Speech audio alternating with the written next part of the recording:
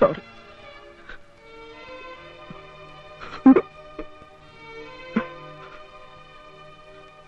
Jaya.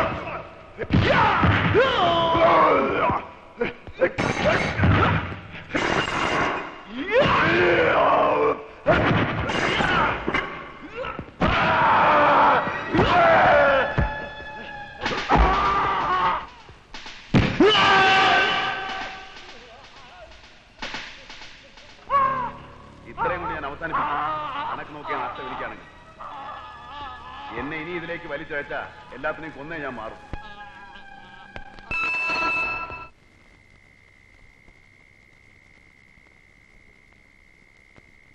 കഴിഞ്ഞ എത്രയോ നാളുകളായി കണ്ണു തുറന്നു വെച്ചാ നേരം വിളിപ്പിക്കുന്നത്.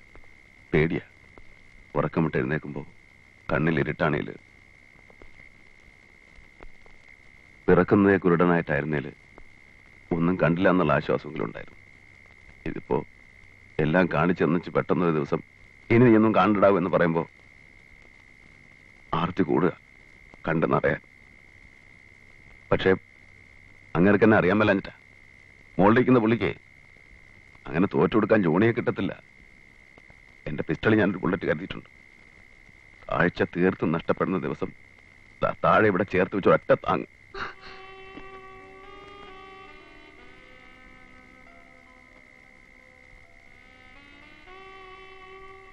അങ്ങനെ ഒരു തീരുമാനം അത് വേണ്ട. 2 കണ്ണുകളുള്ള ഒരാൾ ഉണ്ടായല്ലോ ജോണിയുടെ കൂടെ ജീവിക്കാൻ. അതുപോരെ? വേണ്ട ടീച്ചറെ, അങ്ങനെ ആർക്കും ഒരു ഭാരമായിട്ട് കഴിയാൻ ജോണിക്ക് പറ്റത്തില്ല. അതൊരു എന്നാ പറയുന്നേ, ഈഗോ പ്രശ്നമാണ്. ജോണി വേണ്ട, ഈ നിമിഷത്തിൽ ഒന്ന് ചേർത്ത് നിർത്താൻ കൊതിയില്ലാഞ്ഞിട്ടല്ല. കണ്ട അന്ന് തൊട്ട് മനസ്സിനെ ശാസിച്ചു നിർത്തുകയായിരുന്നു. വെളുപ്പാങ്കാലത്ത് കണ്ട ധ്രുവനക്ഷത്രം പോലെ നേരെ ചൊവ്വയെ കാണാൻ കഴിയും മുമ്പേ കണ്ണിന്റെ മുമ്പിൽ നിന്ന് മാഞ്ഞു പോകില്ലേ?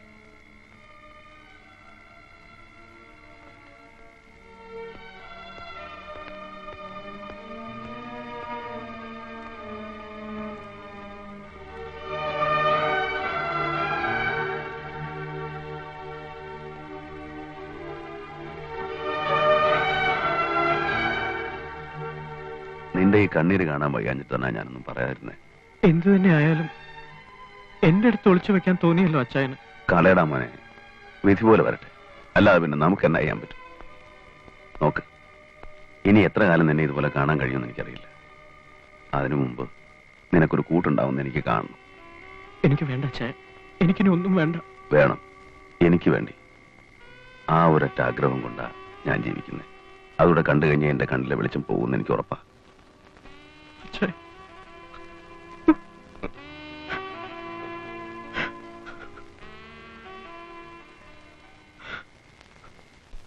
നോക്കൂ മിസ്റ്റർ ജോണി, ചാന്ദിനിയുടെ വിവാഹത്തെക്കുറിച്ച് ഞങ്ങൾ ആലോചിച്ചിട്ടേ ഇല്ല. ഒന്നാമത് അവർക്ക് അതിനുള്ള പ്രായമായിട്ടില്ല. പിന്നെ ഇങ്ങനെ ഒരു സിറ്റുവേഷനിൽ ഇവിടെ നിന്നും എത്രയും വേഗം ഞങ്ങൾക്ക് അവളെ കൂടെ കൊണ്ടുപോയാൽ മതി എന്നാ. അവരെ തമ്മിൽ പിരിക്കാന്ന് പറഞ്ഞാൽ അത് നടക്കില്ല സാറേ. അവര് തമ്മിൽ അത്രയ്ക്ക് ഇഷ്ട. അപ്പൊ പിന്നെ നമ്മളതങ്ങ് നടത്തുകയല്ലേ ഭംഗി. ഇഷ്ടം എന്നൊക്കെ പറഞ്ഞാൽ പ്രായത്തിന്റെ ഓരോ ബുദ്ധിമോശം. നമ്മളത് അങ്ങനെ എടുത്താൽ മതി. ഈ ഒരു മോൾക്ക് വേണ്ടിയാണ് ഞങ്ങൾ രണ്ടുപേരും ജീവിക്കുന്നത്. വന്നിടത്തോളം വന്നു. ഇനിയെങ്കിലും അവളുടെ ഭാവി ഞങ്ങൾ നോക്കണ്ടേ? അവൻ എന്റെ അനിയനായതുകൊണ്ട് പറയുകയല്ല. അവൻ നല്ലവനാ. അവൻ അവളെ പൊന്നുപോലെ നോക്കിക്കോളും. 3-4 തലമുറയ്ക്ക് കഴിയാനുള്ള വക അവൻ ഒരുത്തനുള്ളതാ. ഞാനിനി നിങ്ങളോട് എങ്ങനെയാണ് പറയേണ്ടത്? നമുക്ക് ആ വിഷയം വിടാം ജോണി. ശരി സാർ, ബുദ്ധിമുട്ടിപ്പിച്ചാൽ ക്ഷമിക്കണം. ആകെ ജീവിതത്തിൽ ബാക്കിയുണ്ടായിരുന്ന കൊതിയായിരുന്നു അവരുടെ വിവാഹം. അതുകൊണ്ടാണ് വന്നിങ്ങനെ കാഴ്ച കൈവിട്ടു പോകുന്ന ഒരുത്തന്റെ അത്യാഗ്രഹമായിട്ട് കൂട്ടിയാൽ മതി. അവരുടെ രണ്ടിനെയും കരച്ചിൽ കാണിച്ചു തന്നിട്ടേ ഈ കണ്ണ് വരട്ടെ sir. Johnny,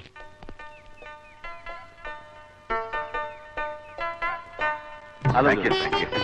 Well, come on. അങ്ങോട്ട് അങ്ങോട്ട്. ജോണി പ്രൊഫസർ സാമുവൽ ഒന്ന് കാണണമെന്ന് പറഞ്ഞു. ഞാനിപ്പോ പിന്നെ നിക്ക്. എല്ലാ കാര്യം ശ്രദ്ധിച്ചോണം കേട്ടോ.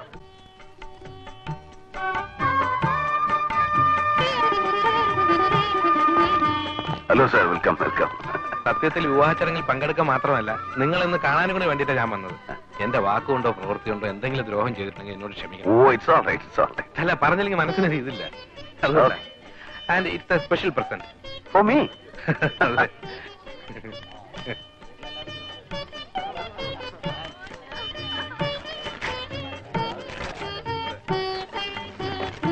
Johnny Walker. Oh, thank you, thank U.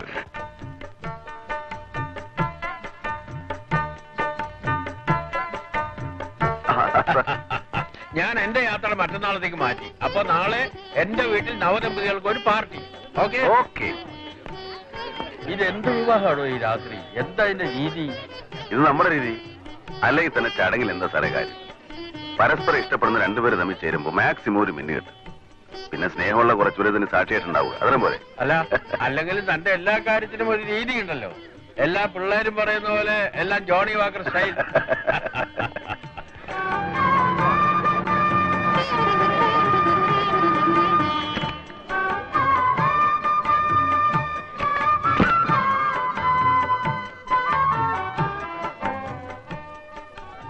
നമസ്കരിക്കേ.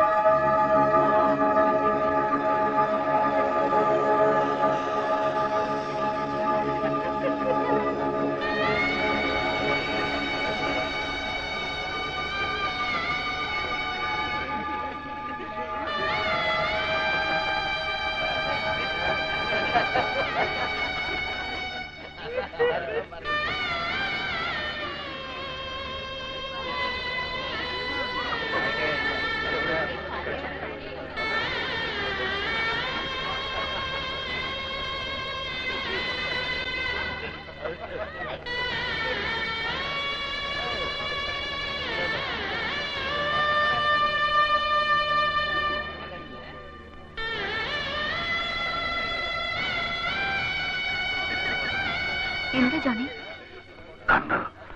കണ്ണ് ചതിക്കോ? ഏയ്, കർത്താവേ, അതിനും പറഞ്ഞെത്തിയാൽ മതിയായിരുന്നു. ഇല്ല ജോണി, ഒന്നും വരില്ല.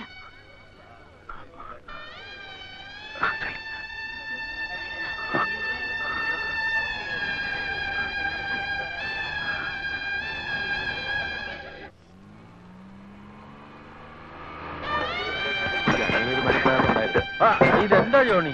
ഇല്ല ബോബി, അവനിങ് എത്തിയില്ല. അതിന് ടൈം ആകണല്ലേ ഉള്ളു മോനെ. എന്തോന്ന് ടൈം? അവനിങ് എത്താതെ എങ്ങനെ ഇപ്പോ? Don't worry.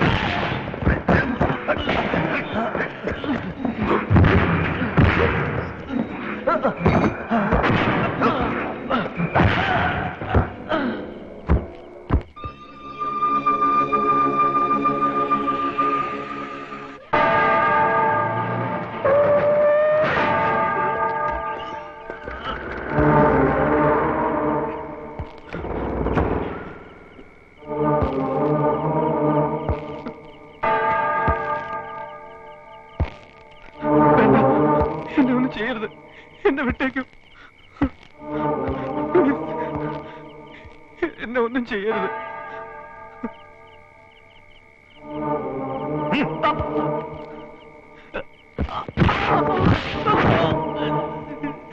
വേണ്ട, എന്നെ കൊല്ലരുത്.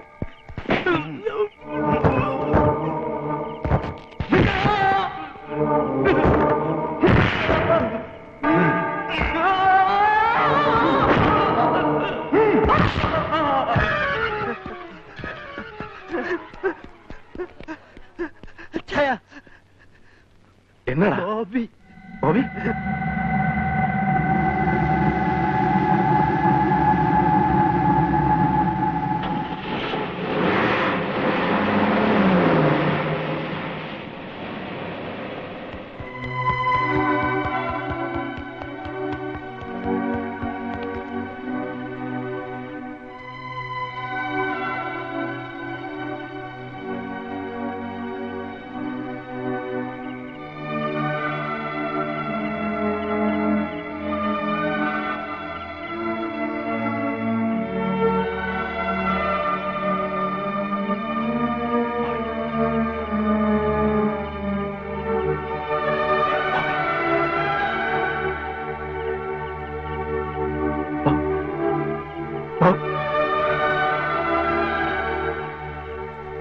ബോബി,